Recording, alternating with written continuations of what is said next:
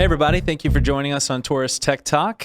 For myself, for Corey Church, my co-host. Today, we're having Andy on from MPS. Thank you so much for joining us, Andy. Thanks for having me, guys. Appreciate it. So Andy is, again, like I said, with MPS, had been a partner of ours for a while. We met him a while back. We thought it'd be awesome to have him on the show, talk a little bit more about what they offer, how we partner together. So Andy, why don't you tell us your current role and kind of how you got to that? Sure. I've had lots of different roles with this organization. I've been there for 7 years, which in today's world seems like a really long time, but it's not. My current role is SVP of Sales and Operations. So basically, I oversee the majority of the company from an operations day-to-day standpoint, but my DNA is sales. So that's part of what happened is as we've grown, we were trying to make sure that the reason people work with us and the message that we've been delivering and the story we've been telling stays true throughout our organization. And so I'm not an operations guy. I'm not a process guy. I'm always the worst offender within our organization of breaking the rules and not following them. So they put me in charge of it all. We know it goes like that. Why did you look at me as soon as he said that? I was looking at the reflection in your eyes of myself. Yes, right. So I'm probably that guy. We all know what I'm talking about. But so my role on the operations side is really to help the message stay true of why people work with us. That way they don't get so bogged down with, well, we said it's 4 to 6 weeks. Too bad, and they don't get so rigid on that. And it just helped kind of bring everybody together. So that's what I'm doing now. I'm still probably I'd say 80% of my job is still sales, though. I manage our independent reps nationwide. I oversee a lot of what our salespeople do internally, and then they kind of call me an OG. I've been around a while, so like there might have been some scenario that happened with some customer in 2013, and I'll be like, oh yeah. Here's what we did, and here's where that file's located. Hey, Andy, can you go back in your memory bank for a second? Exactly. That's usually how the conversation starts. So that's I still provide that role a little bit because it happens probably weekly. There's some scenario that comes up that I literally am the only person that would have any knowledge of. We have a few guys here. Back in the early days, things were really siloed. Yes. So like you remembered it, or it was in your email, or it was on your desktop. There was no centralized system like way back. So when we get a blast from the past, another salesperson or engineer will be like, do you know anything about this? And I'm like, yeah, I happen to have every piece of documentation on that project on my computer, and it exists nowhere else. Right here in my, mine's in my deleted files in my email. Let me give all of this to you, so I'm no longer responsible for that repository.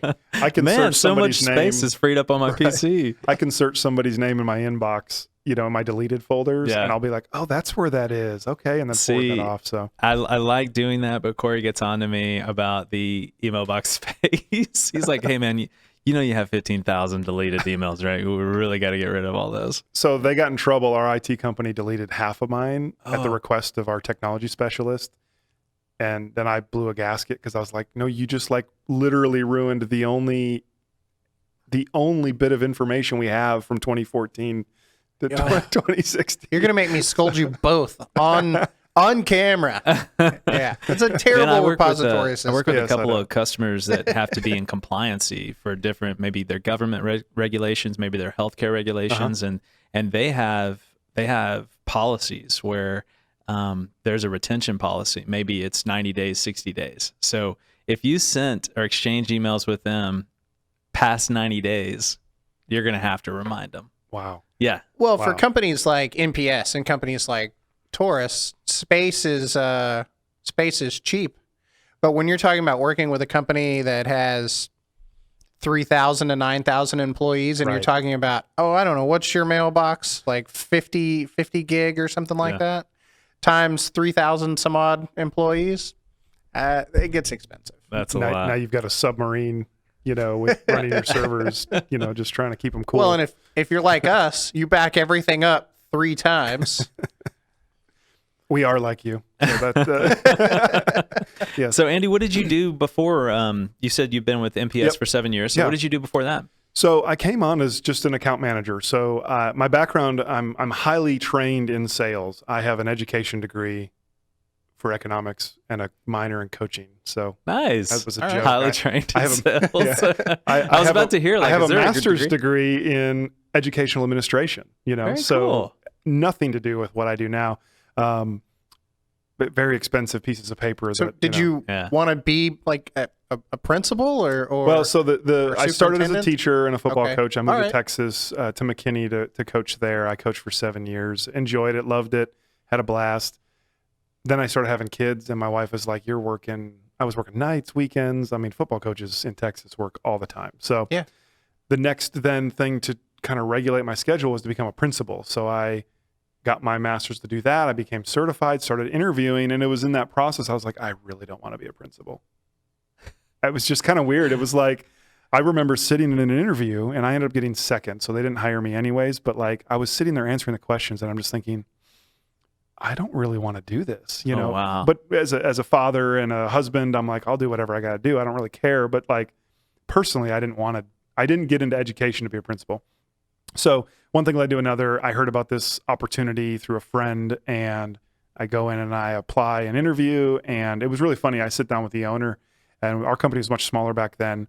And I sit down, whole thing had been like lined up from a friend. So it wasn't your typical, I applied for the job. So I didn't know what to blind expect. date. Exactly. And I walk in and he goes, "You've never sold anything in your life. Why would I even consider hiring you?" That's how he started the interview. I'm like, oh, I thought this was going to be a little friendlier than this. But That sounds like how I would have started the interview, though. It is how I'm you would start an I'm interview. thinking that's a perfect qualifying question. It was great. Yeah. Because for me, I'm wanting to hear your response. Like, you sell me on why you think you might be a good salesperson, and if it's believable, it's kind of how that went. Deal. For it felt like forever. It was probably like 5 minutes. He kept using phrases like, "If I were stupid enough to hire you," if we, I'm majorly exaggerating testing a you. little bit, I'm but it getting felt chilled. that I'm way getting while I chilled. was sitting there. So finally, I was like, "Look," I kind of like stopped the interview. I was like, "Look, obviously, I don't have any sales experience, but let me tell you what I'll be if you hire me, and what I'll do, Nice. and who I'll listen to, and what I'll, and so and then from that point on, it flipped, and he was like, "Okay, all right." So, and Way to then take he kinda control of the warmed up. situation. So that's all he was doing. He told me later, he's like, "I just didn't want to have to fire a guy 3 months in who had a wife and kid at home, Yeah. who had just changed careers." And he's like, "If you weren't really determined to do this, I didn't want to mess Oh, it with makes you." perfect So I was sense. like, "Well, okay, I appreciate that." how old are your kids? They're 8 and 5 now. So I you- had a 1-year-old at the time. Wow, are you doing it? Yeah, that makes sense. Math. Boys, girls? I got an 8-year-old girl, 5-year-old boy. Nice. So- Awesome. Nice. And are you done having kids? You want Done. to have more kids? It's not officially done, but Okay. unofficially done. Yeah. Catch so- that. I am officially done. 3 girls, We officially are done. we are unofficially done, but soon to be officially There done. you go. There you go. We have a I like how we're being very vague about the officially. It's My really calendar great. was Yeah. scheduled for August, and I kind of You didn't know what make you the do call, is you and schedule it around like your favorite television show or sporting event. I scheduled mine around the Masters. So Oh, that way wonderful. I went in to the doctor on Wednesday and I got to sit there for Honey, 3 days worth I of can't get golf. up. I have to watch this tournament. And she was there. So the doctor was like reiterating, just gotta stay still, you're gonna feel fine. My wife So- would look at me and be like, "You did this on purpose, didn't you?"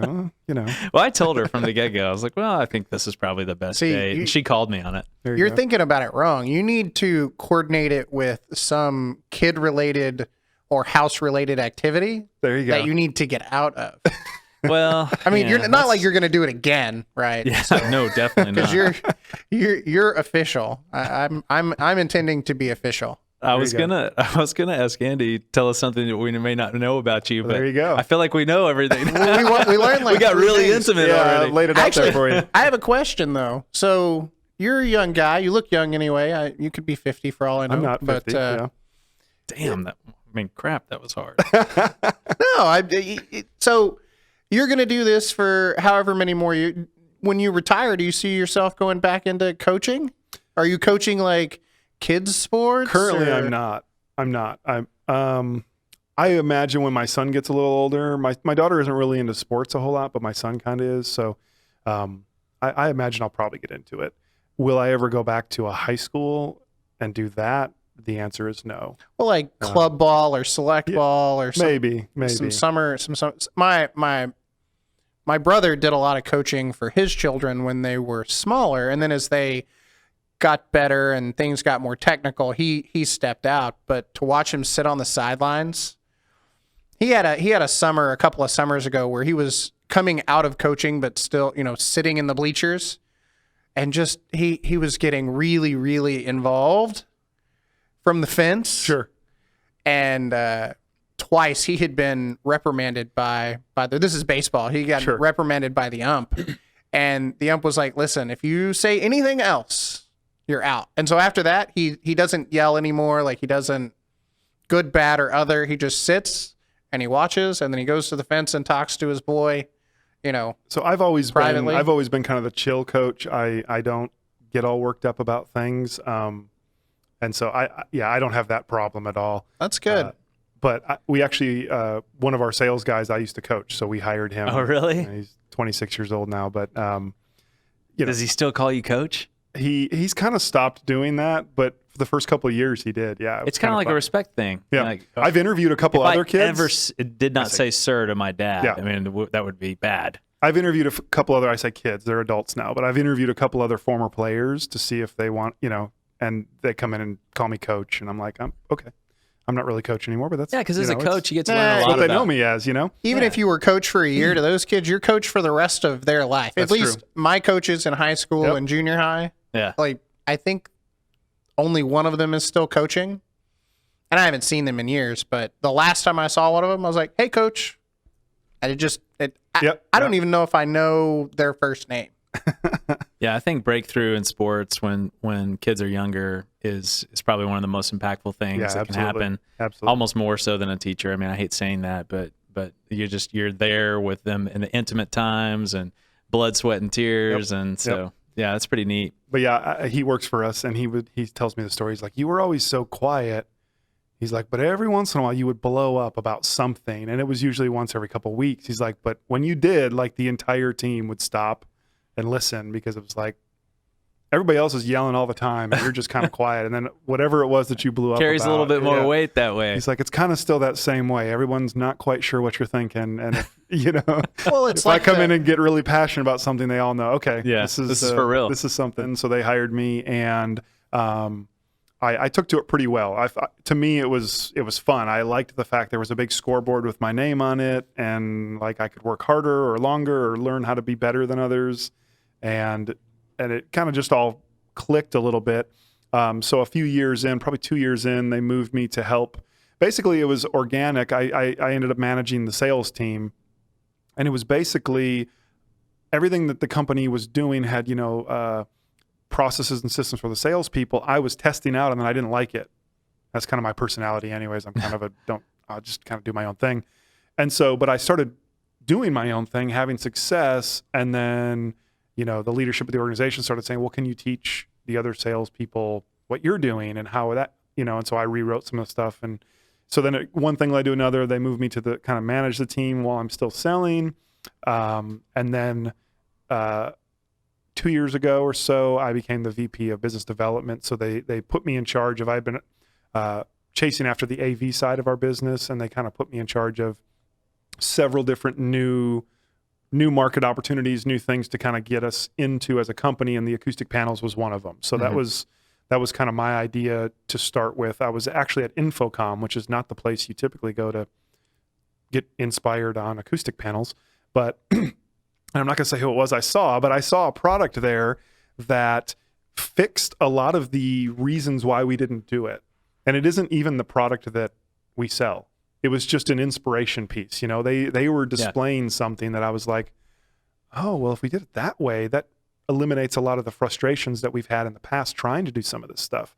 So I came back from the show and kind of was excited, pitched the idea, and a couple months later we had uncovered other things we could do, and then it was off to the races, and we got going. So very cool. That's been a pretty exciting endeavor for us, because it sounds fantastic, man. It's opening up a whole lot of new doors, and it's pretty neat. So that was one of the things that I did, and then this most recent change was, like I said, just I'm still doing a lot of that same stuff. It was actually kind of more adding more to my plate, I guess. Wearing the a few story more sounds hats. really familiar. But we To both of have us. some phenomenal people that we've hired recently, that customer service reps and sales support people that are doing such a good job. I've now been able to, shout out to Lisa and Michelle, but I've been able to offload to them, and they've been able to come through and take over things that I, That's awesome. for years, would not let go of. So it's allowed me then to. Would you mind giving me their resumes after we? Absolutely not. I'm not even going to give you their last name. So,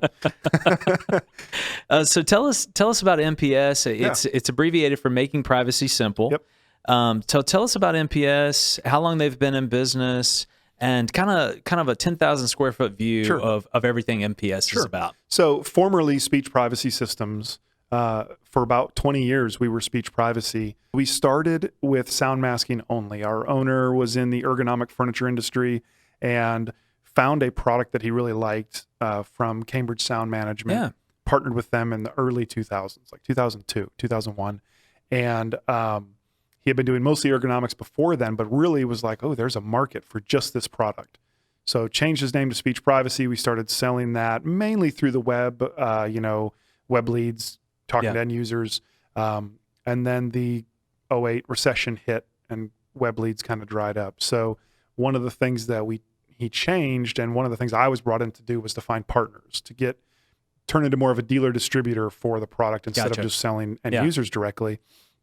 And so we started in low voltage because we had this network of installers we were using that were low voltage guys. So we started introducing the product to them, and then it branched into AV, and then eventually branched into furniture, and then Cambridge got bought out, and then everything changed there. So in 2016, we partnered with a Canadian manufacturer called SoftDB.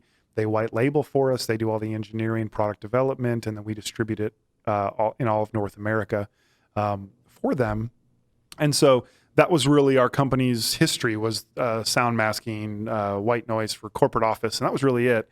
And then we added the acoustic panels. And when we did that, we really felt like, from a marketing standpoint, our name needed to change to match what we felt like we were doing. Yeah. And maybe a little bit more generic. Speech Privacy Systems is it's another word for, it's an SEO word for, sound masking. And so we wanted to broaden that. And so we did this several month long survey of our customers and talked to our reps and talked to our internal employees about, let's come up with name. We have some crazy ones. I don't want to say them. Some of the different potential options were like all the way to being off the wall to being similar to what the original one was. But then you got to get a URL that matches, and it's got to be registerable, and all these different facets that go into that. And it just kind of clicked. We were like, well, what do we do really well? And someone said, well, Jeff said it actually. Jeff was really instrumental in this. He was like, we just make things simple. We take a complex thing like acoustics and privacy, and we boil it down to make it simple for our customers and our partners. And so that was like, oh, well, that's what we do. We make privacy simple. So, and then MPS made sense. Making privacy simple is too long of a name to be seen everywhere. So just came up with the letters MPS. And so that's the kind of the iteration of the name. And that's what we do. I mean, that's when you talk about what my new role is, it's to continually communicate to every person in our organization. Our goal is to make this simple. And so then we always are asking, are we doing this to make it easy for us or to make it easy for our customer? It's always a great question. And really any organization. Absolutely. To make sure that you're always asking that, because it's always going to be simple, or we hope it is, for the people that do it day in and day out, but it has to be simple for the people that actually are trying to buy the product. Exactly. It's funny you both say that, because I've had conversations with our engineers and our programmers who, occasionally will get fired up and they're like, man, this could be way easier. And I'm like, the idea is not that it's easy for you. Exactly. It's easy for everybody else. Yep. Outside of our organization. And if it's not easy for them, then we're not doing our job. Exactly. And if we can make it easier for us internal, then that's great. But it can be hard for us. That's okay. Yeah, we're here to take a hard thing and make it easy for them. And that's part of, integration as a whole that absolutely, I think Taurus has really tried to find a niche in, is making a complex system, even as complex as this studio. And one button press, and we're recording. We're going. 4 different feeds and 4 different microphones, and it'll all be offloaded when we're done, and that's all completely automated. The idea, same as your company, making it making it simple. Yep. So I think it's a great name. Jealous You're of going the to change your name I think now? it's a great name. Yeah, we're just no, it's too much work. MAVS.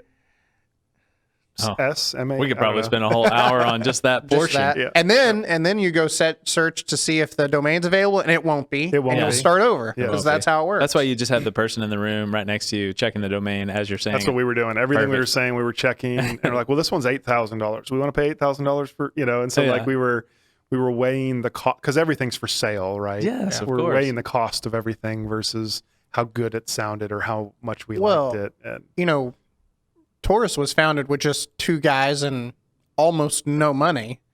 And so we ended up with sounds familiar. TaurusTechInc.com. Mhm. And really we would prefer, TaurusTech.com or Taurus.com.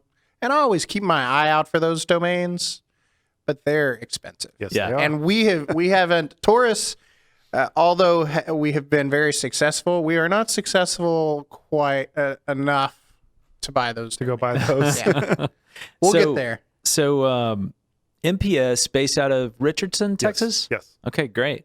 And some of the specific products that MPS offers, you already mentioned in some of your history the sound masking, and you mentioned the acoustic paneling. What other products and services does MPS offer? So mainly, when we say acoustic paneling, that can be broken up into multiple categories. Okay. So the base product is an acoustical material, but we do everything from wall treatments, like either geometric shapes on the wall or large sheets on the wall, or completely encasing a room, to like the hardware that mounts to a desk and then can create privacy screens between workstations. A lot of ceiling stuff, hanging baffles and clouds and different things Yeah. like that. And then really anything outside of that that's custom. So, I mean, we've done a lot of different things with unique hardware pieces. That's something that we're finding out is it's missing. Well, anybody will do anything for the right price. Yeah. But we found that if we can offer some of these things at a competitive price or not without a huge upcharge, it seems to be we're finding our stride a little bit in that space. It can be frustrating on the production side, right? Because you get Because they're going to come to you with the every dream. time is this unique brand new thing we've got to Figure come out how to through do. Yeah. on budget and on our timeline, but it's a need out there, and so Yeah. if it's a need, we feel like we can. Yeah, I find a feel way to like meet it. that a lot of our customers have, let's just stick to specifically acoustic paneling. Sure. I feel like a lot of our customers have acoustic paneling and just don't know that that's what it is. I feel like a lot of our customers also think that when they're going to entertain a discussion about it, they think it may just be fabric at a certain thickness on a wall, on a ceiling, on glass. But you guys have done some amazing stuff to take what is functional to treat the space acoustically the right way, to have maybe a podcast, to maybe have an audio call, a video call, or maybe just have an in-person discussion. You've taken something that works and then also make it an art piece is kind of what you're explaining. We're trying to dual purpose everything. Yeah. So if you're going to buy desk screens to put between people, we want to tell that story of why would you not want it also to be acoustical? Yeah. You're gonna put it anyways. Is it going to be laminate or is it going to be glass or something that's reflective? Well, let's dual purpose and add acoustic material to it. Or if you're going to do some design on the wall or even your logo on the wall, why? And you have the option to have it be acoustical. Why would you not want to do that? Exactly. And so that's exactly what we're always trying to do. Is every product we have, we want to be able to have it do multiple functions. And in doing so, when you're talking to really anybody in this great construction process, right? The designer, architect, commercial real estate rep, all the way to the actual end user. When you're talking to anybody in that process, they understand we're going to have to pay for some of these things.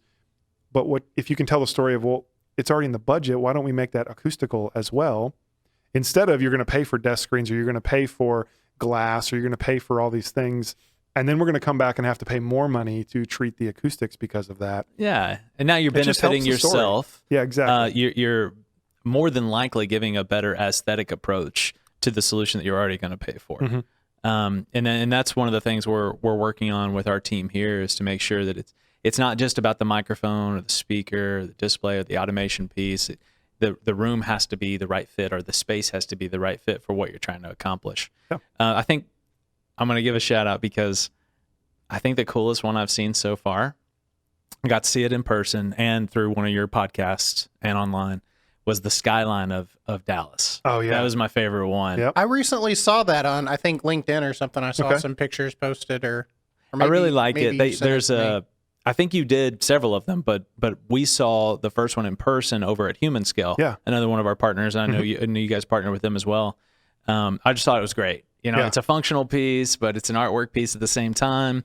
And, a lot of people look at it and they just think, oh, that's cool. And then when you say, what else that helps me do is it helps me keep a lot of reflective property off of that hard surface, bouncing around this room. And Human Scale's suite is, it's wood floors, it's open to the ceiling, it's glass. It's exactly what you're talking about, sitting across from someone that has some Human Scale product and the privacy screen.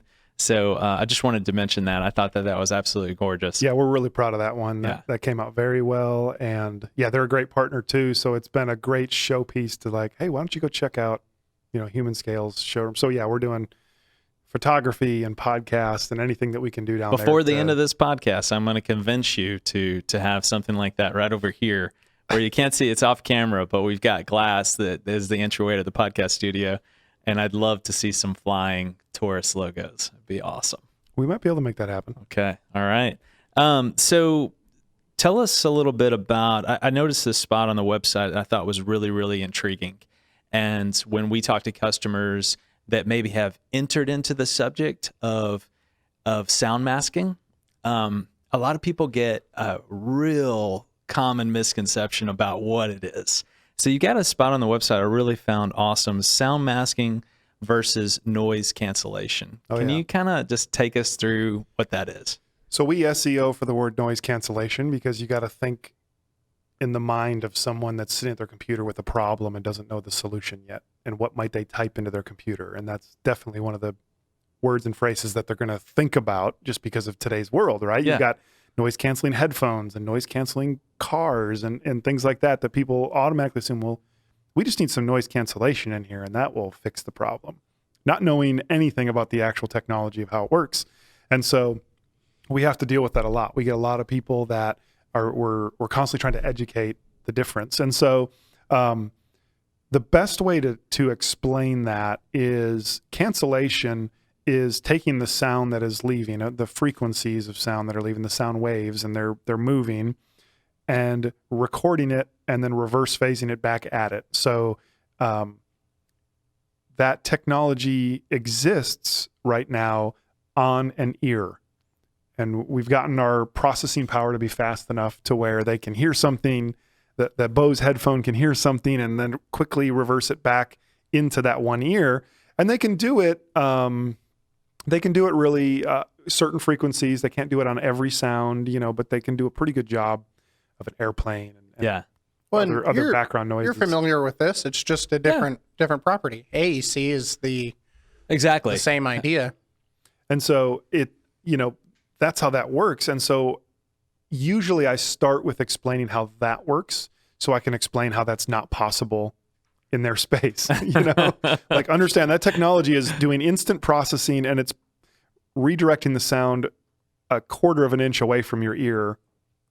I call that education by softening the blow. There you go. Yep, exactly. Inverse square can't just law. tell them, no, this is quite literally impossible. Right. So then you're like, so imagine we've got 50 pairs of ears in this office, all moving around, all different. How many microphones would we need? How many speakers how would we push the sound perfectly to each ear? The technology currently does not exist and is actually nowhere near being able to exist yet, simply because the implementation. Now you can, in a vacuum, in a small set, you can do it, but you start a dynamic office place and it's not possible. So then we explain what sound masking is and how that works. And then you say, so when you're talking about a group of people, that's still going to be the most effective technology that exists. Oftentimes the next question is, oh, like white noise, so then they start, oh yeah, like that little machine that I sleep, that, that I have an app for, or that's next to my bed. And so then we get the opportunity to explain how that technology has progressed over the decades, because it's been around since the 50s. I mean, the DOD used white noise back in the 50s and 60s to protect their, meetings to about isolate the Vietnam spaces War, right? and hallways and But white noise traditionally is really annoying. We all recognize it when we hear it, and it's not something you'd want to sit in every day and have to listen to. And so and this is really true of us, but all of our competitors as well. I mean, the sound that we're using is typically engineered sound to be more comfortable, but also still do what white noise does, which is cover over those conversations, make them unintelligible. And so it's a great question that people ask, because then you get to completely tell the whole story of the technology.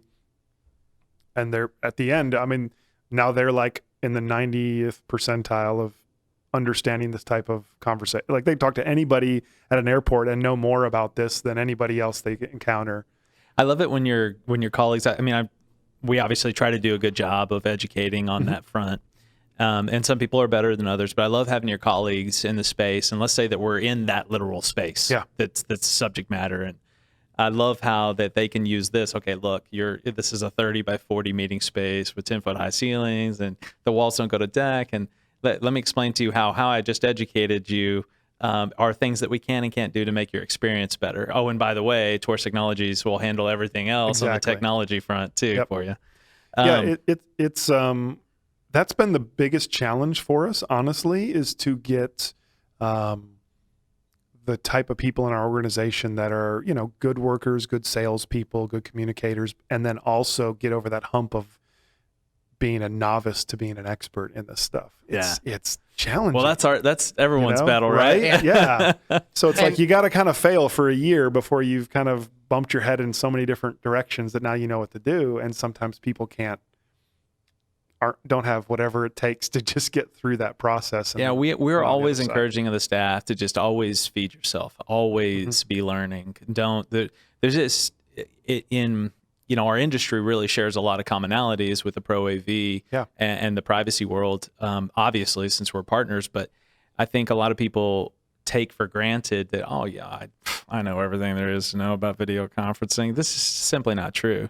And I think as long as you're accepting of the fact that always feed yourself that information and knowledge, you're just going to be better. Every time I listen to a podcast of yours, or I have one of your colleagues come out to a site with one of our salespeople, I learn something every time. You pick something out. I think it's fantastic. So tell us about some of because I feel like, this podcast is about education after all. Tell us about some of the spaces and industries where you would see these products that people might not think about. Yeah. Well, I can. Go ahead. You mentioned privacy screens between like cubicle style desks. Mm-hmm. It never occurred to me, and I know I've seen some fabric ones, and I've seen some glass ones, and I've seen some laminated ones, but that's an amazing idea. I mean, if you walk into a call center or a trade floor, and it's just miles of cubicles with these 2 to 3 foot dividers between desks, as open floor plan spaces have become more popular, why not make all of those some sort of acoustical panel, or have some positive acoustic property? It just didn't occur to me until you mentioned it, 10 minutes ago. And I thought, that's brilliant. Like, that perfect. should just be part of the furniture plan. Never a piece of glass or never a piece of laminate. It's already bad enough, I think, to sit in a public space and, be face to face with somebody, and he's on the phone and I'm typing on my computer, and somebody over there's listening to the radio from 8 to 12 at a reasonable volume. At a reasonable volume. And after that, I thought, well, we've got guys here who share some offices. They're not necessarily cubicles, but they might benefit from I'm sure they would love some that. divided workspace that offered some level of acoustic, again, positive acoustic property. Well, we're running into exposed ceilings too. So I mean, that seems to be one of the newest trends, is just to do concrete or metal exposed ceilings. and it's similar to the glass conversation. It looks really cool. So, if you're looking at a picture or, whatever, it's like that would be really nice. Yeah. And then there's some physical realities that people find out after they've moved in that, hey, this is awful. I can hear everything, and so I think, that's probably still the main area that we touch is that open office. So you've got either the desk dividers, or even we'll hang panels from the ceiling at the end of rows, so that this team over here is all together, but then they don't feel like they're with this other team that's over there. They have a little bit of isolation. Exactly. And so it creates a little bit of a visual barrier there, which is good, as well as acoustic. So again, multiple dimensional benefits of the product. And I've seen some of the projects you guys have done with a cloud or layered ceiling panels. Yep. Or flown, and that's an architect's dream, because most of the time we're fighting against an architect to put a ceiling speaker in or put a microphone on the table, and you guys are over here like, no. You draw it up on a piece of paper, and we'll make it happen and make it look any way you want, and it's still a positive. It's a benefit to the space rather than let's hang a piece of glass. The irony there is the architect was the one that developed the open ceiling. Anyway. Oh yeah, that's the so ironic it's a delicate dance, right? Yeah, so we go in there and do CEUs and stuff for them, and you got to be careful that you don't go in and say, yeah, modern offices suck. Like there's all these acoustic challenges that are there, and you're like, oh wait, you guys are the ones designing and creating that. So, but most of them they understand the downside to some of this. And so they are looking for ways to incorporate this stuff. So it is just a great conversation that we can have. Well, you guys are in a good spot with that, because you have the ability to create these custom and unique shapes that architects are just going to, flip over. How do we fit this into your conceptual design that's in your head that you're trying to get out?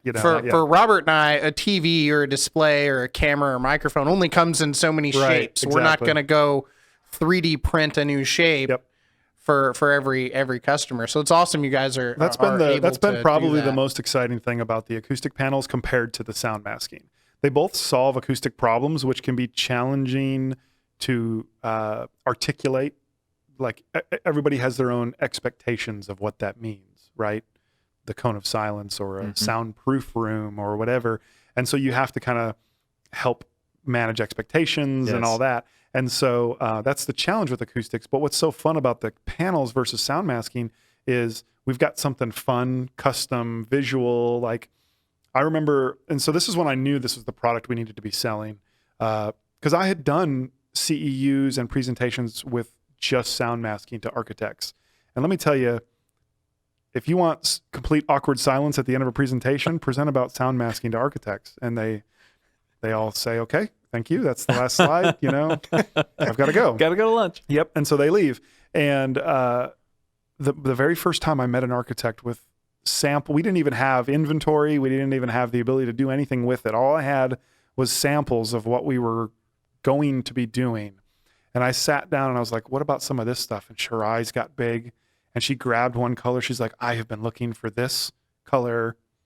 And she ran off, like literally ran out of the conference room because she wanted to show somebody that she was working with, and then came back, so sorry, and I was like, I think we've landed on something here. Nice. Nice. So that was kind of the exciting part of that product. And then the fact that now we've been able to kind of bring them all together and say, let us walk a space. Let us come in and look at your space and say, here are some of the different ways we can help and what to expect from that solution, I think is a very unique thing. Yeah, I'm not seeing that out there very much. So I think I like to share maybe 3 examples just because of our time that people aren't really thinking about, and we're trying to go in and educate customers on. Is let's say first is lobbies. A lot of customer lobbies are designed to be nice aesthetically. They're designed to be open, feel warm. That's your first impression of a visit to a space, and a lot of them contain glass. They're usually open. Most of them would have solid floors, not carpet. After all, it is an entry. So I think a lot of people take for granted that although that might not be a space where there's technology in, you can add things like sound masking and privacy panels Yep. and acoustic panels to make that space, since it is their first impression, the best impression. Absolutely. I think another one that a lot of people aren't speaking about that I think is really, really important is that none of us really like to spend time in hospitals, right? A hospital is a dreary place to be. And if you're in a patient room, it's a sad place to be. I mean, you're never really in a hospital for a good thing. And even when we had, no more kids, that wasn't a good thing. But my point is that usually a hospital room is hardwood floors or concrete floors, right? It needs to be cleanable, easy, a lot of hard surfaces, whiteboards for nurses to write on. But by giving somebody a little bit better of an experience when they're in a place that they don't want to be in the first place can be huge. Yeah. And really at a minimal cost. Yeah. So a we're having some. a little pop of color and some additional privacy. Exactly. Whether it's on the ceiling or the wall or Exactly. And having somebody carry on a conversation with their loved one that may be sitting in a bed and not feel like that everyone in the world can hear them because the noise is just everywhere. Yep. And then, a third one we actually worked on together recently was for one of our oil and gas customers. They need to be able to train people in the field on how to work on a gas line. So they have a facility out in Plano, Texas, that is indoors because even though they're going to be doing a lot of work on the outside, most of it, they need to be able to mock up something. So they're indoors and it's a warehouse. But they're trying to train people, and they're trying to train sometimes 30 or 40 field technicians. And we're talking about gas. We're talking about really important stuff. Right. And you guys were able to come in and treat it with acoustic paneling. And man, you should see them. They're skipping down. They're Really? absolutely Awesome. loving it. It's a great success story. But my point is of those three examples is just to think outside the box. It for all intents and purposes is not an expensive investment, and I think the benefits that you reap out of a lot of what MPS can offer just pays dividends. Absolutely. And we've seen, those examples plus more, churches and schools and, break rooms and conference rooms and boardrooms and waiting areas and check-in areas at hospitals, where people are sitting in the lobby and the other people are up at the desk sharing a bunch of personal information. Those are all challenges that are solvable to some degree, right? We can make them better. We can make that experience for the customer that much better than it would have otherwise been, or we can completely eliminate other problems, And so that's what's been fun about all this is there's so many more opportunities for us to get involved with, and starting to kind of create that, that perspective of we're the type of company that is happy to take on those challenges or like get creative or get custom. I think it's fantastic. Now, any one project at any point in time might not feel so fantastic just because we're trying to find a hardware solution or we're trying to, there's a lot of challenges that can go with that. But, I just think the fact that we're flexible allows us to help more and more customers. And in the end, when you're helping customers, you're creating customers for life, you're creating partners for life, you're creating all these relationships that help sustain us and help us to grow. And that's what it's all about. So we really enjoy that. Yeah. And I think one of the best things that Corey and I love doing is, we go, let's say it's an existing space. We go into a space and we've outfitted it with tech that the customer needs to be productive or maybe have their meetings or run their business. And we get to see enjoyment. Yep. And I think it's said the same for MPS. You come in after a space, and let's say that they have been having those challenges, and it wasn't the before thought, it was the afterthought. Yeah. And now you get to see that success and happiness after the fact. So it's a big deal for us, and it keeps us going. And like you said, it keeps customers happy. Yep. No, I've told this story before, but we've got a customer where it was so bad, the echo in their break room, that they used for presentations as well, like all company hands meetings. And after we treated it, they brought the whole company in, and he mentioned that they had done something, and like 100 employees start clapping, like, They noticed how much better this was. It was so amazing. I enjoy coming to work. Yeah, exactly. So, but that helps them. That makes them realize, the employees are understanding that we take their job and their comfort seriously. And, it's always nice to work for an organization that cares about your experience at work. Most definitely. So if we can help owners and decision makers at businesses help create a better culture for their people. We truly believe that we're helping change workplaces, and in doing so, changing the lives of the people that spend, significant portion of their time in these workspaces. Because we're not going back to private offices. It's not, we're not going to shift back and go with rows and rows of private offices. I did read an article though that it was not as good as they had thought it would be. Oh no. And a lot of companies are reeling from that. But I mean, let's be honest. I think the whole open concept is a bit of a farce to save some money. It's all about saving. Yeah. It's all about square footage cost of real estate. When you boil it down, it's. We've done this. Like, we have a lot of private offices, and the way our space is laid out, it works perfect for us. But if you were to just square footage, say, the number of employees we have, and let's go look around for other office space, we could fit that same number of employees in half the square footage with plenty of space for everybody, but we would be out in open space. And so it's definitely we're in a similar boat here. And if we had started with a clean slate, we would definitely have some private offices, but we would have a large number of public workspaces. Now, we probably would have partnered with you to help us make those as private as possible without erecting, a 4-inch thick drywall wall to get the job done. Absolutely. Yeah. So it's an happening industry everywhere. Trend that's definitely not going away, at least from what we could see. Well, we hope not.